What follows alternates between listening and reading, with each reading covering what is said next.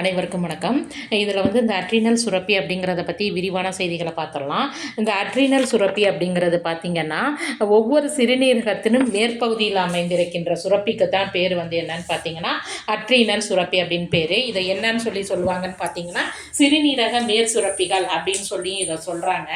அதாவது இந்த சிறுநீரக மேற் சுரப்பிகள், அதாவது அட்ரினல் சுரப்பி வெளிப்புற பகுதி, உட்புற பகுதி அப்படின்னு சொல்லிட்டு ரெண்டு பகுதி இருக்குது. இந்த வெளிப்புற பகுதிங்கிறது அட்ரினல் கார்டெக்ஸ் அப்படின்னு சொல்கிறாங்க. உட்புற பகுதியில் அட்ரினல் மெடுல்லா அப்படின்னு சொல்லிட்டு சொல்கிறாங்க. அப்போ ரெண்டு பகுதி, வெளிப்புற பகுதி உட்புற பகுதி இருக்கிறதுனால அவற்றுடைய பணிகளும் வேறு வேறாக தான் இருக்கும். அப்போ அந்த அட்ரினல் கார்டெக்ஸ், அதாவது வெளிப்புற பகுதிங்கிறது மூணு வகையான செல் அடுக்குகளால் ஆனது. என்னதுன்னா சோனா குளோமருலோசா, சோனா பாசிகுலேட்டா மற்றும் சோனா ரெடிகுலாரிஸ். அப்போ இதில் சுரக்கின்ற அட்ரினல் கார்டெக்ஸ், அதாவது இந்த வெளிப்புற பகுதிகளில் சுரக்கின்ற ஹார்மோனுக்கு பார்த்திங்கன்னா கார்டிகோஸ்டீராய்டுகள் அப்படின்னு சொல்லிட்டு பேர். இது ரெண்டு வகைப்படுத்துகிறாங்க. ஒன்று குளுக்கோ கார்டிகாய்டுகள், ரெண்டாவது பார்த்திங்கன்னா மினரலோ கார்டிகாய்டுகள் அப்படின்னு சொல்லிட்டு ரெண்டாக வகைப்படுத்துகிறாங்க. அடுத்ததில் என்ன பார்க்க போகிறோன்னு பார்த்தீங்கன்னா, இது எந்த இடத்துல சுரக்குது, வெளிப்புற பகுதியையும் மூணாக பிரிச்சோன்னு பார்த்தீங்களா, அதில் இது எந்த இடத்துல சுரக்குது அப்படின்னு சொல்லி பார்த்துக்கலாம்.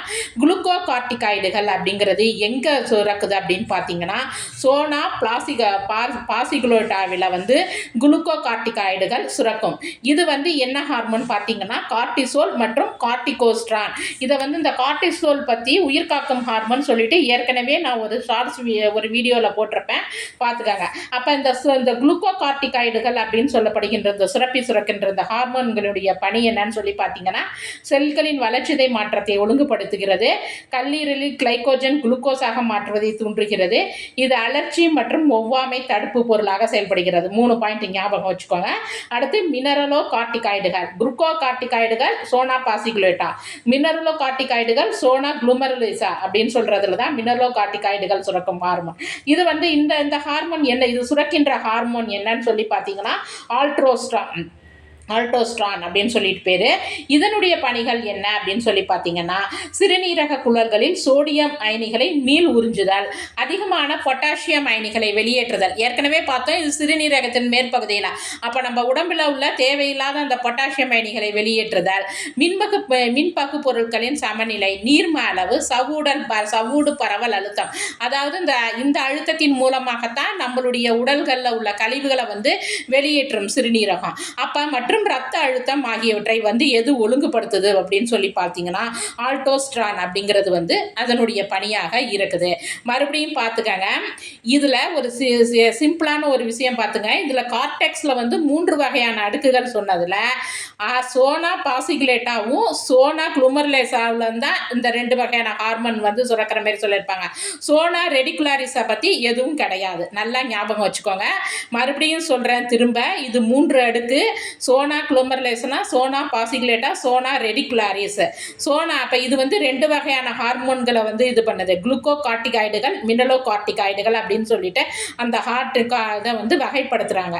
அந்த குளுக்கோ கார்டிகாய்டு எங்கன்னு சொல்லி பார்த்தீங்கன்னா சோனா பாசிகுலேட்டா, அதேமாரி மினரலோ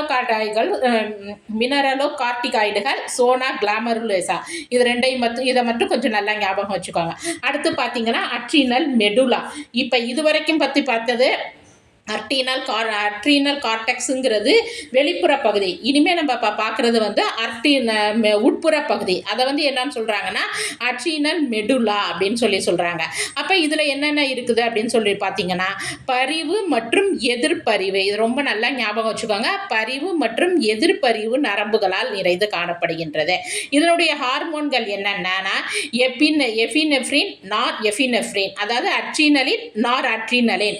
இந்த ரெண்டையும் பற்றி அந்த அவசர கால ஹார்மோன்கள் அப்படின்னு சொல்லிட்டு சொல்கிறாங்க. அதாவது பார்த்தீங்கன்னா நமக்கு எவ்வளோதான் ரொம்ப அன்னைக்கு பூரா பார்த்தோம்னா நம்ம சோர்ந்து போய் கிடப்போம். ஆனால் நமக்கு வேண்டப்பட்டவங்களுக்கு ஏதோ ஒரு ஆபத்து அப்படின்னு சொல்லி இது பண்ணோம்னு வச்சுக்கோங்க, டக்குன்னு நம்மளுடைய உடல் உபாதைகளை எல்லாம் மறந்து அவங்கள போய் நம்ம காப்பாற்ற போவோம். அப்போ இந்த நெருக்கடியான சூழ்நிலைகளில் சுரக்கின்ற அந்த ஹார்மோனுக்கு பேர் தான் அவசர கால ஹார்மோன்கள் அப்படின்னு சொல்லிட்டு பேர். அதாவது அதனால் இவை மன அழுத்தம் மற்றும் உணர்ச்சி வசம் காலங்களில் தான் உற்பத்தி ஆகும். இந்த ஹார்மோன்களை சண்டை, பயமுறுத்தும் அல்லது பறக்கும் ஹார்மோன்கள். நல்லா ஞாபகம் வச்சுக்கோங்க. ஏற்கனவே உயிர்காக்கும் ஹார்மோன் கார்டிசோலை பற்றி சொல்லியிருப்பேன். அதேமாரி பார்த்தீங்கன்னா அவசர கால ஹார்மோன் அப்படின்னு சொல்லிட்டு அட்ரினல் மெடுலா சுரக்கிற அட்ரினலின், நார் அட்ரினலின் அந்த ரெண்டையும் பற்றி சொல்கிறாங்க. இது சண்டை, பயமுறுத்தம் அல்லது பறக்கும் ஹார்மோன்கள் அப்படின்னு சொல்கிறாங்க. மறந்துடாதீங்க. அடுத்து அட்ரினல் மெடுலா சுரக்கம் இந்த ஹார்மோனின் பணிகள், அதாவது அட்ரினலின் எபினெஃப்ரினுடைய பணிகள், நார் எபினெஃப்ரினுடைய பணிகள். கல்லீரல் மற்றும் தசைகளில் உள்ள கிளைகோஜனை குளுக்கோஸாக மாற்றுவதை ஊக்குவித்தல், இதய துடிப்பு மற்றும் இரத்த அழுத்தம். ஏற்கனவே சொல்லியிருக்கோம், இது பதற்றம் அதிகமாக்கும் போது நமக்கு என்ன ஆட்டோமேட்டிக்காக அதிகமாகும்?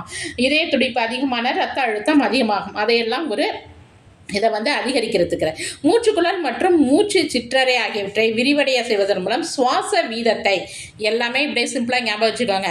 மூச்சு வாங்குமா, நமக்கு இதய துடிப்பு எதிருமா, பிளட் ப்ரெஷர் அதிகரிக்குமா அவசர காலங்களில், அதைத்தான் ஞாபகம் வச்சுக்கோங்க. கண் பார்வையை விரிவடைய செய்கிறது. கண்ணை விரித்து பார்ப்போமா ஒரு அவசர காலத்தில், ஐயோ என்னாச்சோ ஏதாச்சோ அப்படின்னு சொல்லிட்டு அதை ஞாபகம் வச்சுக்கோங்க.